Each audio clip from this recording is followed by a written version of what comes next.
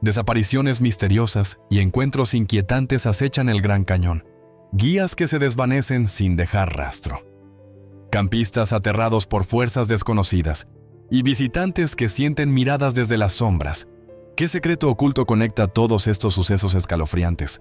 Descubre la verdad en este episodio. El 2 de septiembre de 2006. Una representante de la nación apache de las Montañas Blancas, Colette Altaja, rompió un prolongado silencio. Se comunicó con el noticiero 3TV de Arizona para compartir un secreto guardado con recelo. A pesar de la costumbre de su tribu de no hablar con forasteros, muchos testigos habían preferido callar por miedo a no ser creídos. La decisión de Colette generó una fuerte reacción en su comunidad.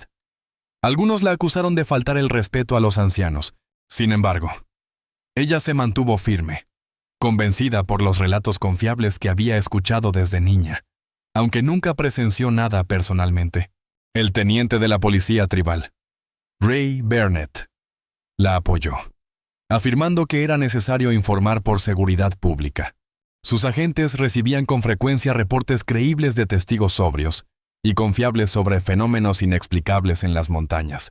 La Reserva India de Fort Apache se encuentra a unos 200 kilómetros del borde norte del Gran Cañón. Los hechos extraños que Colette mencionó están vinculados a sucesos inusuales ocurridos allí, después de generaciones de silencio. La comunidad finalmente revelaba verdades que habían sido ignoradas durante demasiado tiempo.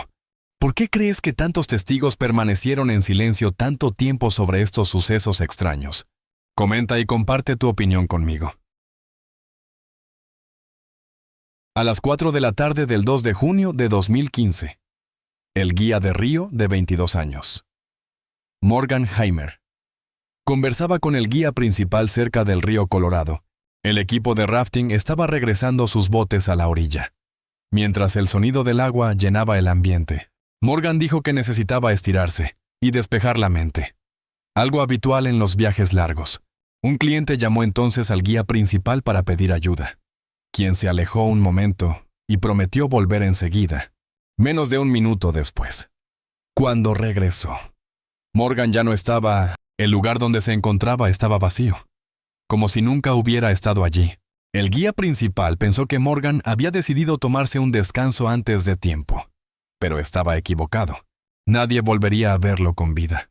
Morgan creció en Cody, Wyoming, con una gran pasión por la naturaleza. Era hábil en supervivencia y natación, cualidades esenciales para un guía de río, aunque estudió literatura inglesa. Su sueño era guiar expediciones de rafting.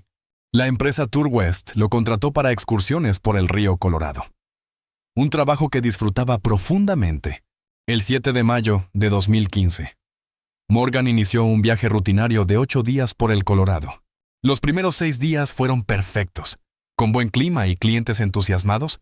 El 2 de junio, en el séptimo día, el grupo llegó a Pumpkin Spring para disfrutar del paisaje. Después de un baño, Morgan permaneció en tierra completamente vestido y con su equipo, incluido su característico botellón púrpura. Más tarde esa tarde, Morgan habló por última vez con el guía principal junto al río, para la hora de la cena. Su ausencia ya era evidente. A las 7:26 de la noche, fue reportado como desaparecido. Los guardaparques iniciaron de inmediato la búsqueda. Al amanecer, los equipos recorrieron la zona entre los puntos de referencia 211 y 215, utilizando helicópteros y perros rastreadores. A pesar de los intensos esfuerzos, no hallaron ningún rastro. La búsqueda se amplió, río abajo hasta Diamond Creek. Las autoridades entrevistaron a todos los participantes del viaje, pero no obtuvieron información útil. Nadie vio a Morgan irse, ni escuchó nada fuera de lo común. Simplemente había desaparecido. Durante 6 días completos, los equipos buscaron ropa, el botellón púrpura, huellas o cualquier señal de paso. No encontraron nada que indicara su paradero. Tras casi una semana de rastreo sin resultados, las autoridades consideraron que Morgan pudo haber sido arrastrado por el río Colorado. Sin embargo, esa hipótesis no convencía. Morgan era un excelente nadador y dominaba las técnicas de supervivencia. A menos que se enfrentara a condiciones extremadamente peligrosas, no tenía sentido. incluso desorientado. Su experiencia debería haberle permitido mantenerse a salvo hasta ser encontrado. La desaparición de Morgan desafía toda lógica. Las personas con experiencia en la naturaleza no se esfuman en pleno día y con otros presentes.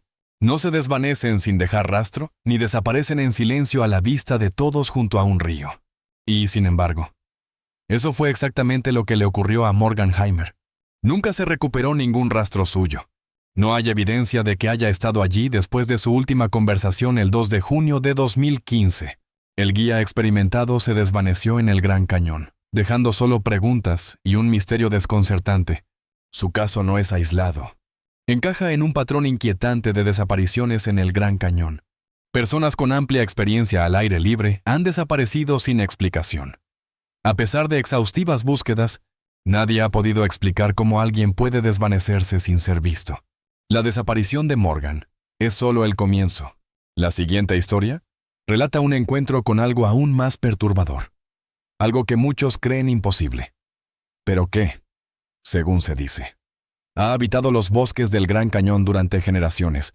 Si te gustó este video, no olvides dar like, suscribirte y activar la campana para no perderte nuestras próximas exploraciones. En la noche del 29 de agosto de 2008, el oficial Jim, de Phoenix, permanecía en silencio en un camino solitario del Bosque Nacional Kaibab. Su familia observaba mientras él juntaba las manos y lanzaba un largo y misterioso llamado hacia la oscuridad. A su lado, su hermana Jennifer, de 19 años. Esperaba alguna respuesta, pero solo escucharon silencio. Jim lo intentó de nuevo con gritos amistosos, pero el bosque no respondió. No hacía estos sonidos al azar. Durante 17 años, Jim había investigado sobre seres enigmáticos que habitan los bosques de Arizona. Ese lugar, cerca de Crazy Jog Point, en el borde norte del Gran Cañón, tenía un significado especial, pues a solo medio kilómetro ocurrió un encuentro clave en 1991. No buscaba a un animal común, sino que trataba de establecer contacto con el monstruo de Mogollón, una poderosa criatura de los bosques relacionada con el Mogollón Rim. Las historias locales lo describen como un ser fuerte y protector, que recorre los campamentos, sacude los árboles, lanza objetos pesados y, a veces, se lleva a las personas por razones desconocidas. La primera referencia conocida al monstruo de Mogollón data de 1903, cuando un colono afirmó haberlo visto dominar a 2 pumas para pueblos originarios como la nación apache de las Montañas Blancas. Esta criatura existía desde mucho antes. La portavoz tribal Colette Altaja había advertido a visitantes como Jim sobre su peligro, pero él decidió continuar. Toda la familia de Jim participó en el viaje de cacería con arco. A finales del verano, su hermana Jennifer, su hermano Bo, su sobrino Roger y su hija Caroline. Su remolque de campamento se encontraba bajo un roble, rodeado de pinos ponderosa, robles bajos y abetos blancos, a unos 20 metros de los pinos más cercanos. Tras media hora sin obtener respuesta, Jennifer propuso regresar al campamento alrededor de las 9:30 de la noche. Allí, Jennifer llevó a Roger y a Caroline al interior del remolque, mientras Jim y Bo se quedaron junto al fuego, conversando tranquilamente. El lugar era tranquilo y aislado, sin otros campistas en un radio de unos 13 kilómetros. De pronto, un fuerte crujido rompió el silencio, como si una rama grande se partiera, pero más cerca y con más fuerza. En alerta. Los hombres se mantuvieron atentos.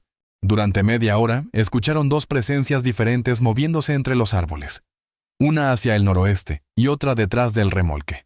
Se oían árboles sacudidos y pasos pesados sobre el suelo. A las 10 de la noche, un silbido precedió a la caída de ramas sobre la lona del remolque. Luego comenzaron a caer rocas y palos, algunos con fuerza. La roca más grande, del tamaño de una pelota de softball, cayó entre Jim y Bo, asombrado. Jim le pidió a Bo que entrara al remolque de inmediato. Adentro, Jennifer y Roger estaban despiertos, visiblemente inquietos. Caroline dormía profundamente. Jennifer comentó que había escuchado pasos detrás del remolque, respiraciones pesadas, ramas partiéndose y golpes suaves en la estructura. La familia permaneció dentro. Asegurando todo, poco después de apagar las luces, un fuerte golpe metálico proveniente de la caja de alimentos del exterior los hizo sobresaltarse. Casi todos lograron dormir, excepto Bo, que permaneció despierto oyendo cómo caían objetos cerca del remolque durante horas, al amanecer. Bo escuchó cómo una rama se arrastraba lentamente por el techo de lona del remolque, moviéndose de un lado a otro sobre ellos durante toda la noche. Nada intentó entrar ni se asomó por las ventanas. Roger se sentía nervioso, pero Jim vio cazadores a 1 kilómetro de distancia, lo que le dio algo de tranquilidad. El día siguiente transcurrió sin incidentes. Aunque todos se mantenían tensos, cerca de la medianoche comenzó a llover, aumentando la sensación de inquietud. El 31 de agosto, Jim y Jennifer, animados por la luz del día y la presencia de cazadores cercanos, inspeccionaron el campamento. El suelo estaba cubierto de hojas y agujas de pino, lo que dificultaba encontrar huellas. Hallaron palos y piedras pequeñas esparcidas, iguales a las que habían caído la noche anterior sobre el remolque. Lo más curioso era que la mayoría de las ramas eran de pino, aunque el remolque estaba bajo un roble y no había pinos cerca, lo que indicaba que alguien o algo las había arrojado desde lejos. Jim y Jennifer intentaron llamar de nuevo en el camino, pero no hubo respuesta. El silencio resultó reconfortante. Esa noche, se sentaron junto al fuego durante media hora antes de acostarse, sintiéndose más tranquilos. De repente, se escucharon pasos cerca del campamento. Los sonidos se intensificaron, acercándose hasta que algo tomó el remolque y lo sacudió con fuerza de un lado a otro. El movimiento fue tan violento que despertó a todos. No podía haber sido causado por nadie dentro. Y el miedo se apoderó de la familia. Bo permaneció despierto casi toda la noche, contando 8 sacudidas del remolque. Alrededor de la medianoche, escuchó un gruñido bajo y profundo que duró unos 10 segundos, resonando en su pecho y en sus huesos. Al amanecer del lunes 1 de septiembre, la familia de Jim había tenido suficiente. En cuanto hubo suficiente luz, empacaron rápidamente y se marcharon. Su experiencia sigue sin explicación. Los ruidos repetidos, la fuerza inusual cerca del campamento y la precisión de los movimientos sugieren algo más allá de la fauna común. Los relatos tribales y los testimonios coinciden en que el monstruo de Mogollón actúa de esta manera, merodeando campamentos, lanzando objetos, mostrando gran fuerza y ahuyentando a los intrusos. El encuentro de la familia de Jim encaja perfectamente en este patrón, algo que la ciencia aún no puede explicar, pero que se ha reportado en toda la región del Gran Cañón. Sin embargo, el monstruo de Mogollón es solo una de las muchas incógnitas que rodean este lugar. En la siguiente historia, exploraremos algo aún más extraño, que desafía por completo nuestra comprensión de la realidad. En la noche del 19 de noviembre de 1993, el excursionista Ted salió del dormitorio de su campamento para buscar algo de comida, cuando notó un resplandor inusual en el bosque cercano. La luz no era normal. Cambiaba de color entre rojo, azul y amarillo, en un patrón extraño. Al principio, Ted pensó que podrían ser linternas o luces de colores de otros campistas, pero a medida que avanzaba la noche, las luces parecían fuera de lugar y difíciles de explicar. A las 10 de la noche, la curiosidad llevó a Ted a investigar. Con buen juicio, pidió a su amigo Luke Bigman, de origen navajo, que lo acompañara por seguridad. Luke dudó al principio, pero aceptó después de hablar un rato.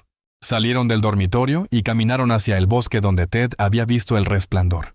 A medida que se adentraban, Ted notó que Luke murmuraba un canto en idioma navajo. Aunque no entendía las palabras, sintió que el canto daba a su amigo calma y fortaleza ante lo que pudieran encontrar. Siguiendo el brillo entre los árboles, se detuvieron de repente. Se dieron cuenta de que no estaban solos en el bosque, a la distancia, bajo la luz tenue y cambiante. Ted y Luke vieron 3 pequeñas figuras. Eran sombras difíciles de distinguir. Cada una medía entre 1 y 1,20 m y 1,50 m de altura. Parecían concentradas en algo en el suelo. aunque no se podía distinguir qué era exactamente, con cautela. Pero movidos por la curiosidad, Ted y Luke se acercaron un poco más. En ese momento, una de las figuras se giró hacia ellos, incluso con la poca luz. Su rostro parecía casi humano, pero no del todo. El ser tenía la cabeza calva, un poco más grande de lo normal, y unos ojos desproporcionadamente grandes. Lo que le daba un aspecto extraño, su cuerpo parecía cubierto por una especie de traje o uniforme gris, al darse cuenta de que los observaban. Las otras dos figuras se ocultaron rápidamente tras los árboles y desaparecieron. La que quedaba los miró fijamente con una expresión curiosa, como si los evaluara. Luego se dio vuelta lentamente, moviéndose con precaución, como si analizara las intenciones de Ted y Luke, sintiendo que no estaban preparados para enfrentarse a aquello. Ambos comenzaron a retroceder. En ese instante, el resplandor multicolor se apagó de golpe, dejando todo en completa oscuridad.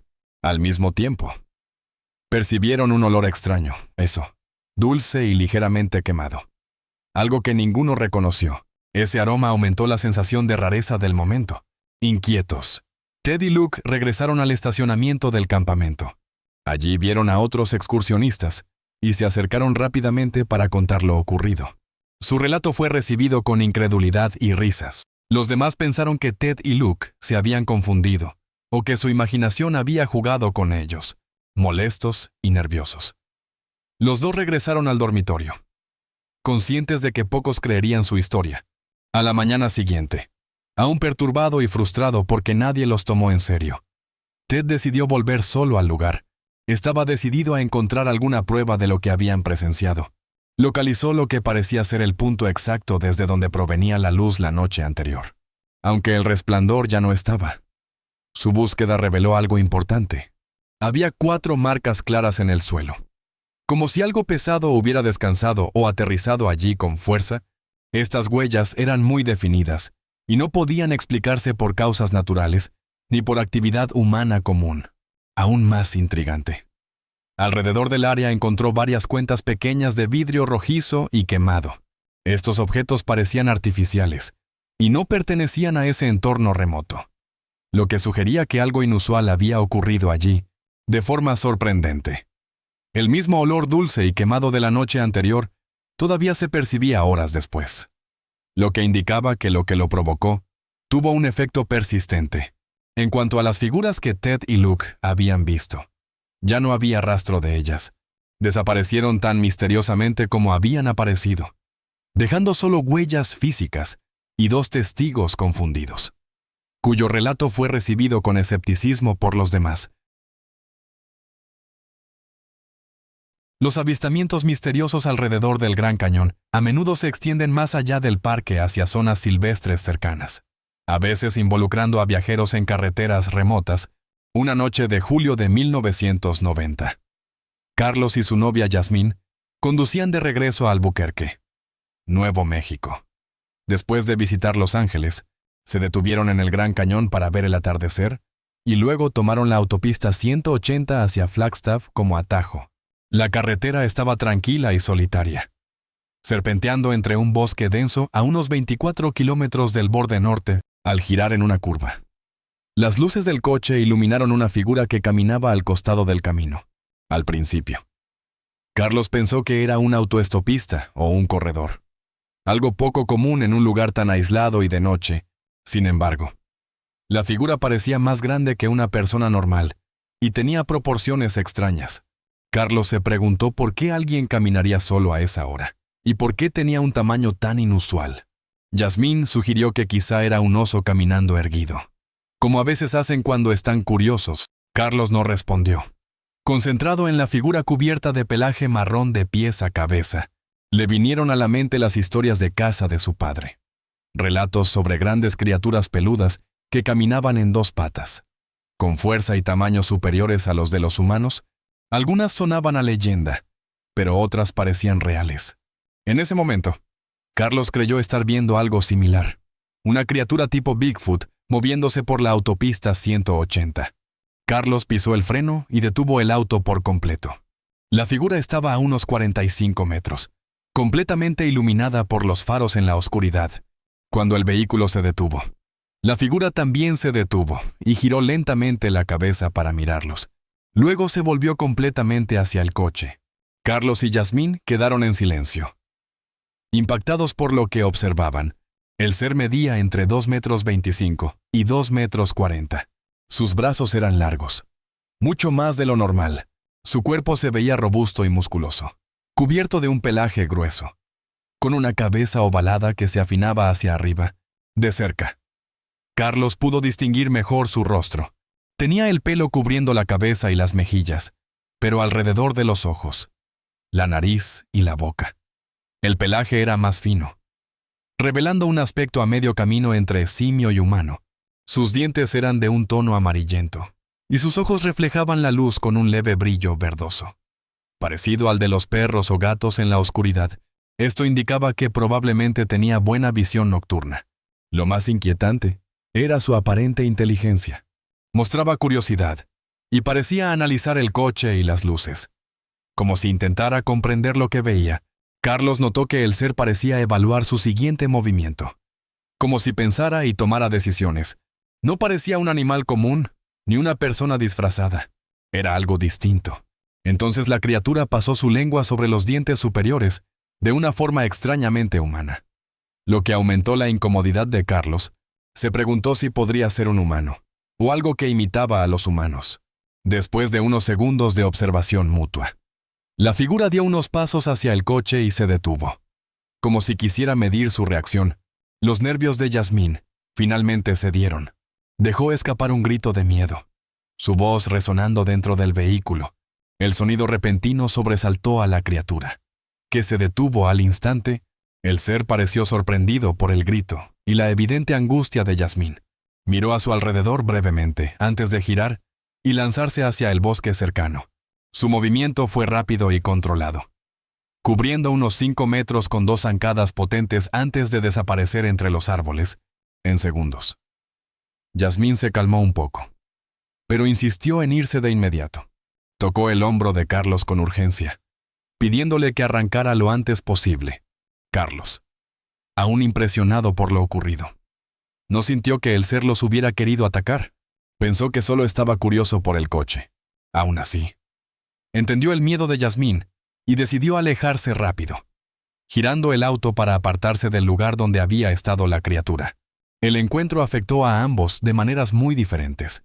Para Yasmín, fue una experiencia profundamente traumática. Aún décadas después, evita hablar del tema. Carlos cree que ella bloqueó el recuerdo para poder sobrellevar el miedo. Para él, en cambio, el suceso cambió su forma de entender la realidad. Se convenció de que seres como el Bigfoot podrían existir y ser más inteligentes y parecidos a los humanos de lo que muchos creen.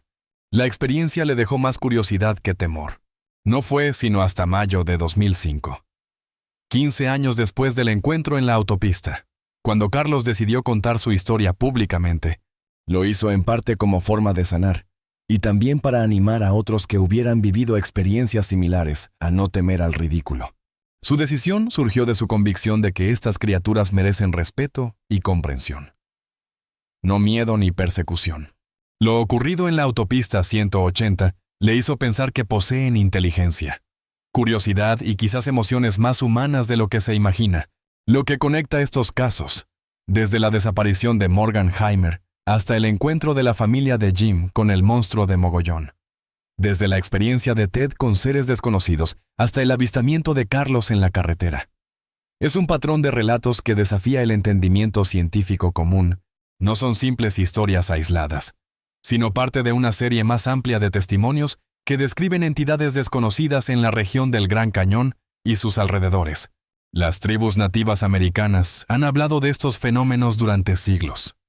Aunque las autoridades modernas suelen considerarlos mitos o tradiciones, la decisión de la nación apache de las Montañas Blancas de hablar públicamente en 2006 reflejó una creciente preocupación y el deseo de dar a conocer estos extraños reportes, ya sea que estos relatos hablen de especies no descubiertas, mitos culturales u otras explicaciones.